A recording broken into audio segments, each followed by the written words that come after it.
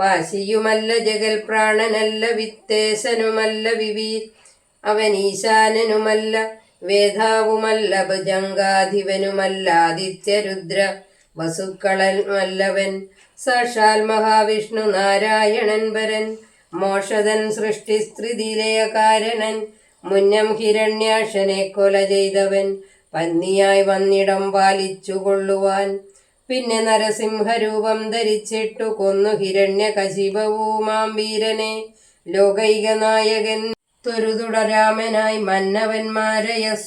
അസുരാംശമാകയാൽ അന്നസുരയൊക്കെ ഒടുക്കുവാൻ മഞ്ഞിലവതരിച്ചിടും ജഗന്മയൻ ഇന്നു ദശരഥപുത്രനായി വന്നിതു നിന്നെയൊടുക്കുവാനെന്നറിഞ്ഞിടു നീ സത്യസങ്കൽപ്പനാമീശ്വരൻ തന്മതം മിഥ്യയായി വന്നുകൂടാ എന്നു നിർണയം എങ്കിലെന്തിനു പറയുന്നതെന്നോരു ശങ്കയുണ്ടാകിലതിലിന്നു ചൊല്ലിടുവൻ സേവിപ്പവർക്കഭയത്തെ കൊടുപ്പോരു ദേവനവൻ കരുണാകരൻ കേവലൻ ഭക്തപ്രിയൻ പരമൻ പരമേശ്വരൻ മുക്തിയും ഭുക്തിയും നൽകും ജനാർദ്ദനൻ ആശ്രിതവത്സവൻ തന്നെ ജയിച്ചതും അത്ഭുതം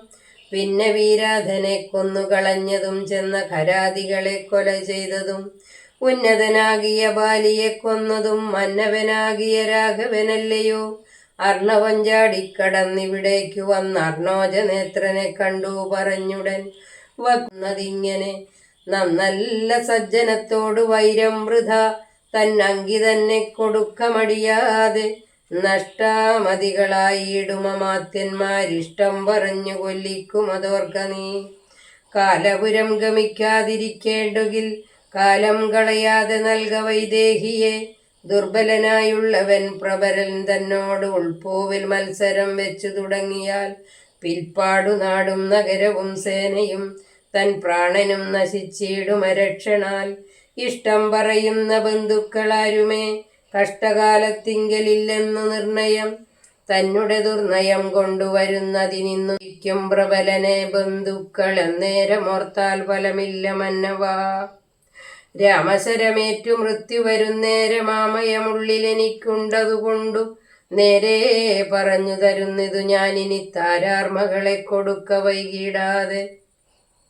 യുദ്ധമേറ്റുള്ള പടയും നശിച്ചുടൻ അർത്ഥവുമെല്ലാം ഒടുങ്ങിയാൽ മാനസേ മാനിനിയെ കൊടുക്കാമെന്നു തോന്നിയാൽ സ്ഥാനവുമില്ല കൊടുപ്പതിനോർക്ക നീ